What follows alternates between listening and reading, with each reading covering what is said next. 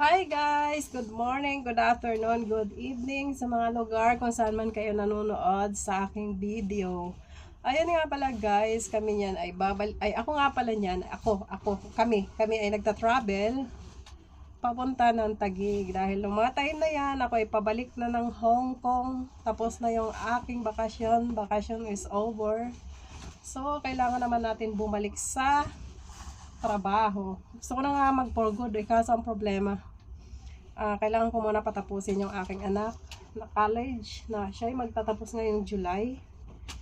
So, konting tiis pa at kailangan ko mag-ipon ng puhunan. Balik puhunan tayo at ako ay magbalik negosyo. Ayun nga pala guys, kung hindi nyo na itatanong, dati nga pala tayo ay isang negosyante. Yun, lahat na lang itinitinda ko nung mga time na medyo bata-bata pa ako. Kaso nung nauso kasi yung mga gaya-gaya, alam nyo naman, gaya-gaya, only in the Philippines. Pag alam nyo kasi na mabenta, ayun, hindi maiiwasan na magkakaroon ka talaga ng kakompetensya. So, dumating yung time na nagkaroon tayo ng maraming competition. So, medyo tagilid na ang ating negosyo. Kaya, yun, nung mga time na yun, nag-decide ako na maghanap ng panibagong trabaho. Dahil, yung aking negosyo, iniisip ko noon kung utang ako, baka lalo lang ako mabaon sa utang. Utang bayad, ganun na lang ang mangyayari ng buhay ko. Kaya yun, pinag-pray ko talaga kay Lord, na sabi ko na sana alisin niya ako sa aking negosyo kung hindi to para sa akin, kasi nung mga time na yun talagang hindi na maganda yung takbo ng aking hanap buhay. So, nung mga time na yun, ipinag-pray ko na sana alisin niya nga ako doon sa aking trabaho. Pero habang ako ay nag-aantay or sinasabi nga, kung ikaw ay nag-pray ay sasagutin ang iyong dalangin. So, nung mga time na yun, nakita ko yung my friend kasi ako na nandito sa Hong Kong, nakita ko siyang nag-post.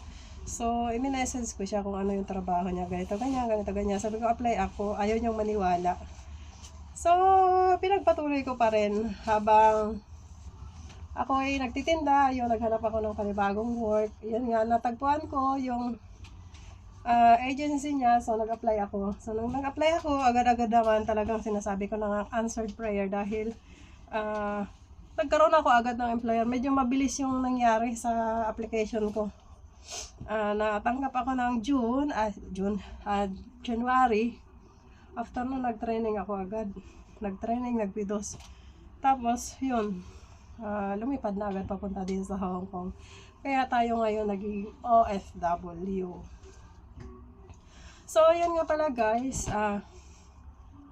Actually, wala tayong music. Gusto ko sana music na lang para hindi na ako mag-voice over. Pero, kailangan natin ng konting share sa ating mga buhay-buhay. Ayun nga pala guys, after ng aking bakasyon na to, July, is babalik na naman ako sa Pilipinas para sa graduation ng aking anak. So, July, nasa Pilipinas na naman tayo. Keep on vlogging, and then plano ko nga sana magbakasyon ako sa Masbate. Dadalawin ko yung aking tatay kasi madalas nga siya nagpaparamdam sa panaginip. Kasi almost 15 years or 16 years hindi na talaga ako nakaka-uwi ng Masbate. Kaya plano ko ngayong July ay uuwi ako ng Masbate. Tapos, yun, marami pang dapat ayusin. Talagang kailangan natin maayos lahat yung ating mga gagawin ngayong bakasyon ng July. So, yun nga pala guys, continuous for watching na lang. So, mag-music na lang tayo kasi yung music ko dyan na ginamit is CPR. Naging CPR siya. Tuwing upload ko, may CPR, so kailangan kong i-mute. Dahil, sayang naman, hindi siya monetize pag hindi mo siya alisin yung music. Kasi yung music minsan, yun din ang maganda sana kasi, di ba, nagda-driving, yan. May music, maganda sana kaso, yun nga lang, ayaw tanggapin yung ating music. So, kailangan natin baguhin. Ayun nga pala guys, sa aking pag-abroad, ikwento ko na rin sa inyo. Kung hindi nyo na itatanong, ikwento ko na rin sa inyo. Ako nga pala ay OFW dito sa Hong Kong na umabot na ng 10 taon. 10 taon na ako this coming June. So, 10 taon. So, tayo ay magpipirma uli for another 2 years contract, so aabutin tayo ng 12 years. Nasa 12 years na tayo. Ayan, maraming salamat sa Panginoon dahil dati talagang as in, hinihingi ko na sana maging maayos yung magiging employer ko, maging mabait. So, answered prayer naman tayo na mabait talaga sila. Wala naman ako masabi. Hindi ako tatagal ng 10 taon dito sa kanila kung hindi naman talaga sila mabait sa akin. So, pares lang yun. Kumbaga parang vice versa lang yun. Mabait sila sa akin, mabait din ako sa kanila. Ganun lang naman tayo mga Pilipino. Kaya siguro ako nagtagal dito sa Hong Kong. Yan. Yan nga pala guys, yung nakikita nyo, hindi ko alam kung saang lugar na yan. Bandang Taguig na ba yan siya? Hindi ko kasi kabisado yung lugar na yan. Pero ang ganda, no? Style ano siya, oh. Style Hong Kong. Walang traffic. Kasi nung mga time na yan is Sunday. So maaga kaming umalis sa bahay. Siguro mga alas 8 lang yan. Kasi pupunta pa kami ng Taguig. Tapos yung flight ko nung time na yan is 2:45. Kaya sabi ko, agahan na lang namin. Ayan nga pala guys, makikita nyo. Ang ganda ng ang ganda nung ang ganda ng kalsada, walang ka-traffic, diretso yung aming biyahe. Sa mga nakakaalam mga pala guys, hindi ko alam kung saan banda yan, kayo na lang ang bahala. Comment na lang kayo dyan sa baba. Hindi ko kasi alam yan, pero alam ko yan pupunta kami ng Taguig or nasa Pasig, mga ganon. Ang ganda, di ba? Ang ganda ng view. Wala naman ako masabi, marami din na pala ng naging improvement yung ating bansang Pilipinas. Kahit sabihin mo na maraming mga gulo dahil sa politika, dahil sa mga nakawan, di ba? Pero may lugar naman na makikita mo talaga yung siguro yung talagang nagserbisyo sila sa bayan. Kaya yun, napaganda nila yung kanilang community, kanilang barangay, kanilang bayan. Yan, napaganda naman. May mga lugar naman na maganda. So, sana nga pala tayo napunta. Ang dami na nating pinag-usapan. Yan nga pala guys, sa aking pagbiyahe na yan, wala naman ako naging problema, naging masaya dahil nagkaroon ako ng Pasko at saka bagong taon sa ating bansang Pilipinas. Kaya masaya ako na nakasama ko yung aking mga anak, yung aking nanay, noong mga oras na yan. Anong mga panahon na yan? Hindi oras. Kasi bagong taon yan. So ako nga pala guys, habang ako'y nagtutupi ng damit, ayun sige ang daldal ko.